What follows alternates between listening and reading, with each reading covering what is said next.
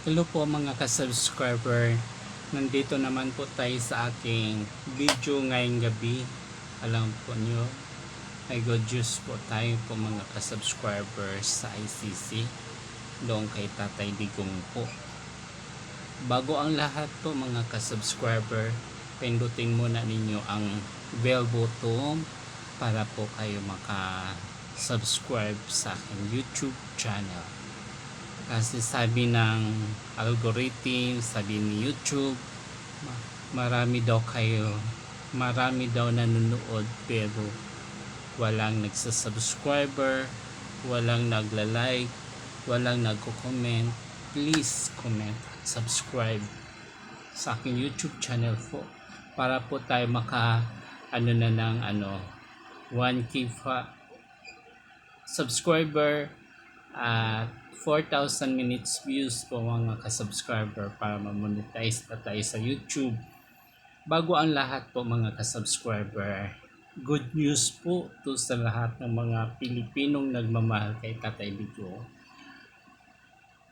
Maaga po ang pag-uwi niya dito sa ating bansa at mag-prepare na tayo, susunduin na natin si Tatay Digong sa airport. At saka maaga po yung pag-uwi niya. Hindi na siguro yun maabutan ng September or ano. Kasi po mga ka-subscriber, tutuusin lang po, kabaliktaran talaga ang mga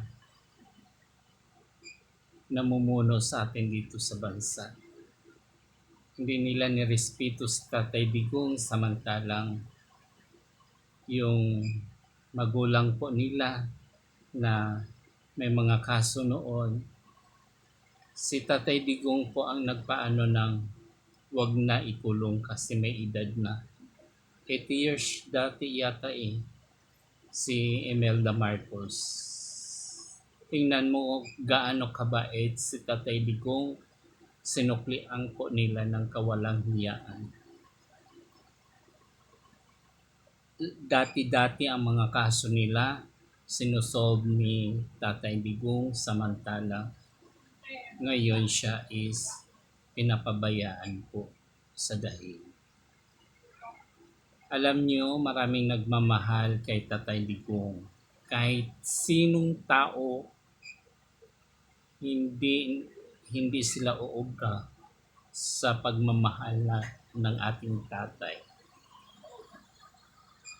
Kaya po, tayo po mga ka-subscriber, suporta. Kaya nga po sabi ni Inday Sara, Vice President Inday Sara, ang gaba hindi magsaba. Yun, totoo talaga yan po mga ka-subscriber. Kasi ang tama kasi hindi uubra yung mali. Talagang ang kabutihan talaga nangingimbabaw talaga sa kasamaan. Kaya po, kasi ang Panginoon kasi natin nakabantay lang po yan kung ano ang mga pinagagawa natin sa ating bayan. Kasi po, kung sino yung yung gumagawa ng bukal sa kalooban, siya po ang inaangat ng ating Panginoong Hesus. Kaya po mga ka-subscriber, nagpasalamat na lang po tayo nung pandemic, siya po ang ating presidente.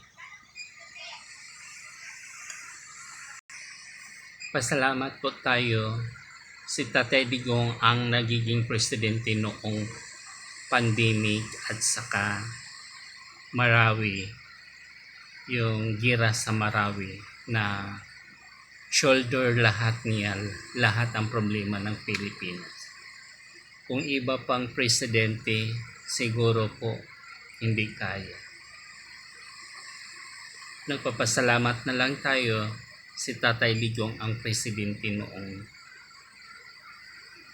buwan ng pandemic na yun. Marami pong salamat po sa inyong mga kasubscriber.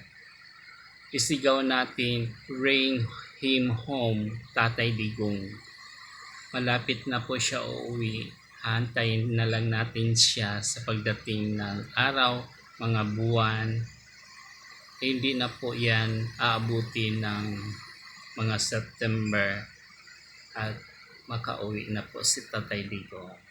PRD, bring him home. Marami pong salamat. Bye-bye.